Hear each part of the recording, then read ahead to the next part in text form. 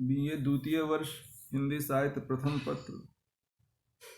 प्रिय विद्यार्थियों, आज हम लोग देव द्वारा रचित जीवन सार सुधा से लिए गए अंशों की व्याख्या करेंगे, जो बीए द्वितीय वर्ष के पाठ्यक्रम में शामिल पाठ्य पुस्तक रीतकालीन काव्य संग्रह से संकलित की गई है। पहला पद है इसमें देव जी का, जो जीवन सार सुधा से उन्होंने लिया है। सूनो के परम पदु, ऊनो के अनंत मधु, दूनों के नदीस नदु, इंदिरा फुरे परी। महिमा मुनीसन की, संपत्ति दिगीसन की, ईसन की सिद्ध ब्रज बीथ बिथुरे परी। भादों की अंधेरी अधराती, मथुरा के पथ, आई मनोरथ देव देव की दूरे परी। पारावार पूरन अपार पर ब्रह्म राशि, जसुदा के कोरे एक बारक कुरे परी। इसमें कुछ शब्दों का जो अर्थ है, परम पदु का अर्थ हुआ बैकुंठ या स्वर्ग के अर्थ में, ऊनो मतलब कम करके, नदीस कहते हैं समुद्र को, इंदिरा का अभिप्राय यहाँ लक्ष्मी से है, दिगीसन कहते हैं दिग्पालों को, दिशाओं के राजा को, ईसन देवताओं, ब्रजबीथ मतलब ब्रज की गलियों में, बिथुरे मतलब बिखरी हुई, पारावार कहते हैं समुद्र को, पर ब्रह्म राशि का अर्थ हुआ पर ब्रह्म स्वरूप, कोरे मतलब गोद में, कूरे परी मतलब चमत्कृत कर दिया, इस आशय का कह रहा है इसमें।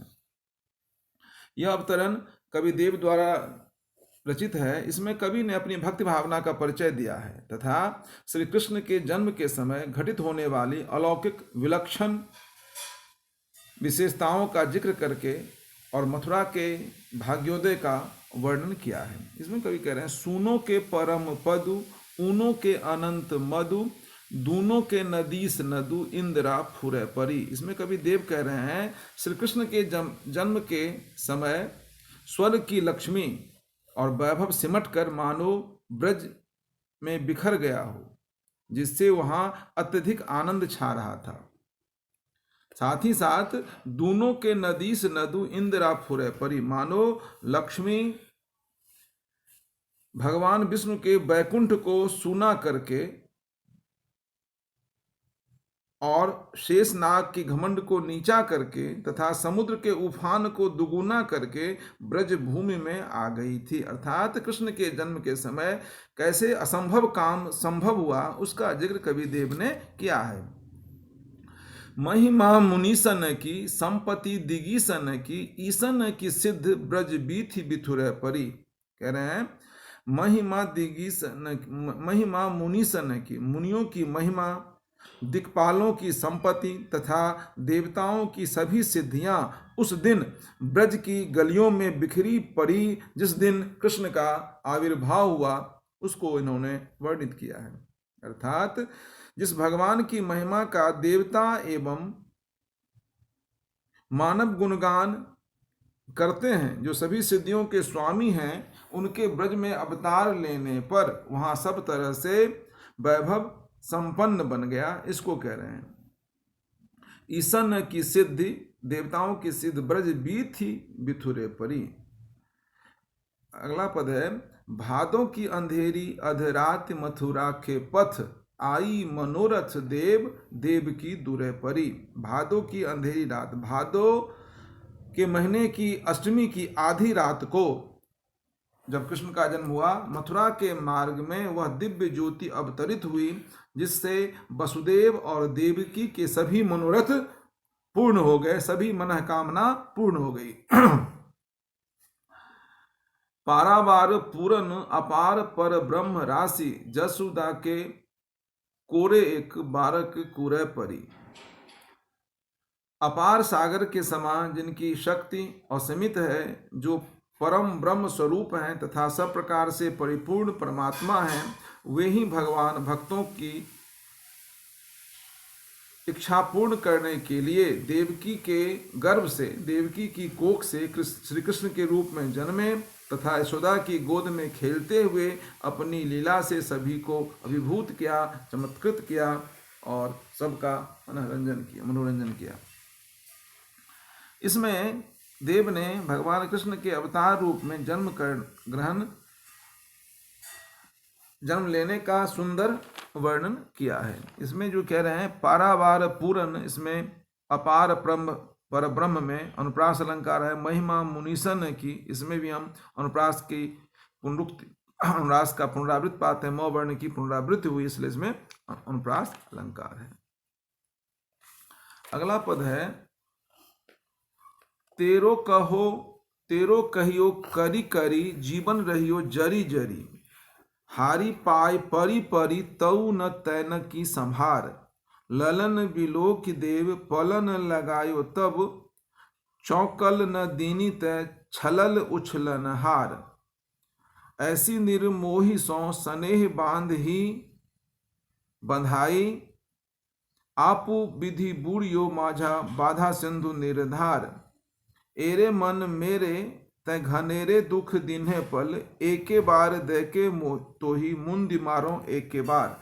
इसमें कवि गणानंद ने मनुष्य के मन की चंचलता को, उस पर नियंत्रण की विधि को वर्णित करने का प्रयास किया है। संसार में सभी दुखों का मूल ये मन है, इसीलिए हम लोग पहले भी पढ़ चुके हैं, मन के हार है मन के जीते जीत। कवि देव ने उसी को चरितार्थ करते हुए इन पंक्तियों के माध्यम से मन के नियंत्रण करने की विधि पे बल दिया है और कैसे मन की चंचलता कम हो उसका वर्णन किया है। संभार कहते हैं संभालना, पलन लगायो पलकों में बिठाया, ललन कहते हैं प्रियतम को, अपने प्रेमी को, निर्मोही कहते हैं स्नेह शून्य, जिसके हृदय में प्रेम नाम की चीज न हो, निर्धार व्यर्थहीन, घनेरे कहते हैं अत्यधिक, मूंदी मारो का अर्थ हुआ आंखें मूंद कर निश्चिंत हूं आसक्ति मार दूं। इसमें कह रहे हैं, इसमें कवि देव ने मन की चंचलता को बताया हुआ है। तेरो कहियो करी करी जीव रहियो जरी जरी, हे मन तेरा कहा मानने से मेरा हृदय निरंतर विरह संताप से जलता रहा। मैंने तुम्हारे मन के अनुकूल आचरण किया। तेरो कहियो करी करी जीव रहियो जरी जरी, हारी पाई परी परी तऊ तैन की संहार। मेरे मन को संबोधित कर रहे हैं, तेरे कहा मानने से मेरा हृदय निरंतर विरह संताप में जलता रहा। मैं अपने प्रियतम के पांव पकड़ पकड़ कर थक गई। मैंने अपने को पूर्णतया उनके सामने अर्पित कर दिया, फिर भी वे मेरी परवाह नहीं करते, मुझे संभालते नहीं हैं। इसमें कवि ने किसी विरहनी नायिका की मनोदशा को चित्रण किया गया है। वह नायिका अपने मन की को समझाती हुई कहती है, तेरे कारण ही मुझे अनेक दुख भोगने पड़े। ललन बिलोक देव पलन लगायो तब, यों कल न दीनी तय छलक उछलन हार।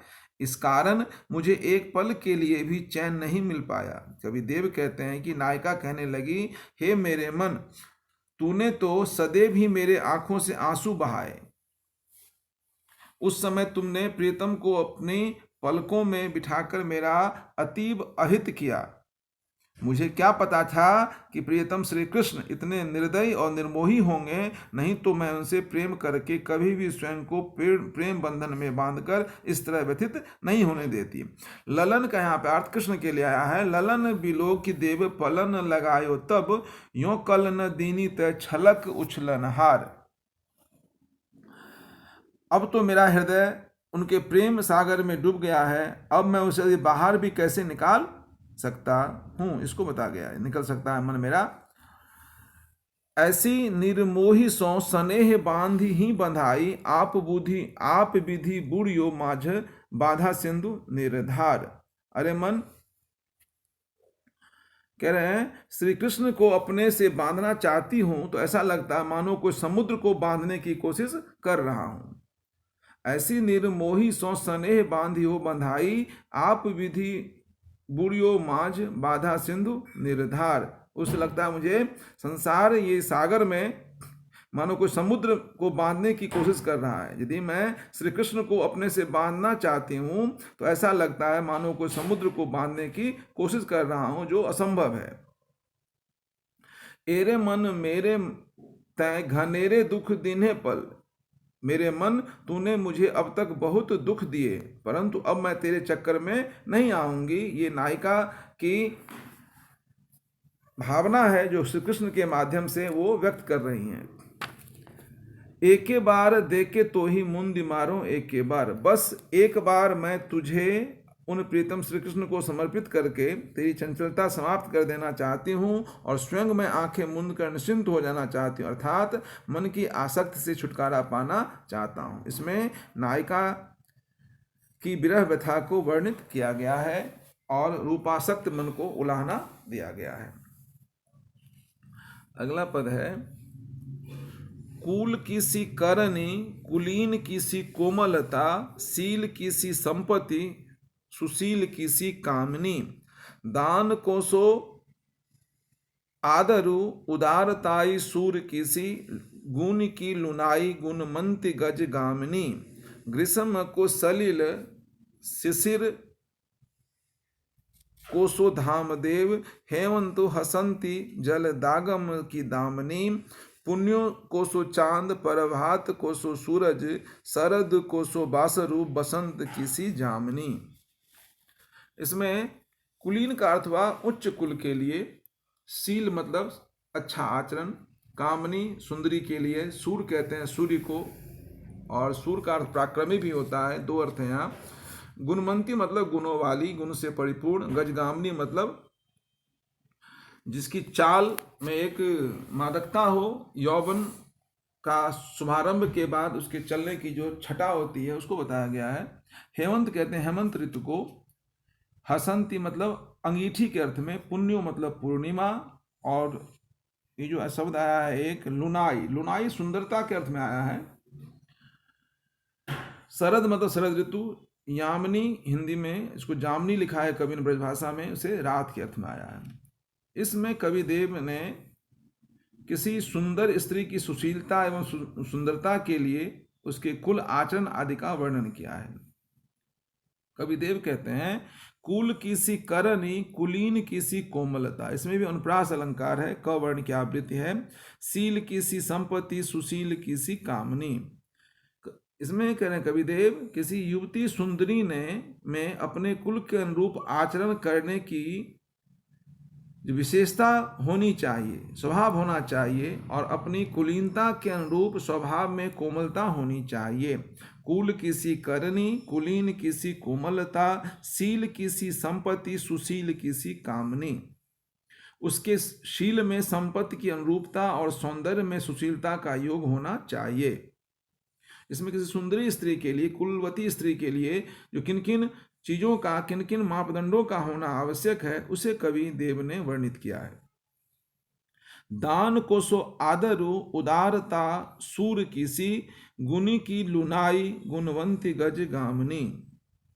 जिस प्रकार दान देने के साथ ही आदर भाव अपेक्षित है, घमंड में दान नहीं किया जाता है, जिस प्रकार आदर देने के साथ ही, जिस प्रकार दान देने के समय आदर का भाव अपेक्षित है, वीरता के अनुरूप उदारता आवश्यक है, उसी प्रकार सुंदरी तथा गुणों से मंडित युवती में सद्गुणों के अनुरूप कोमलता, सुंदरता भी होनी चाहिए।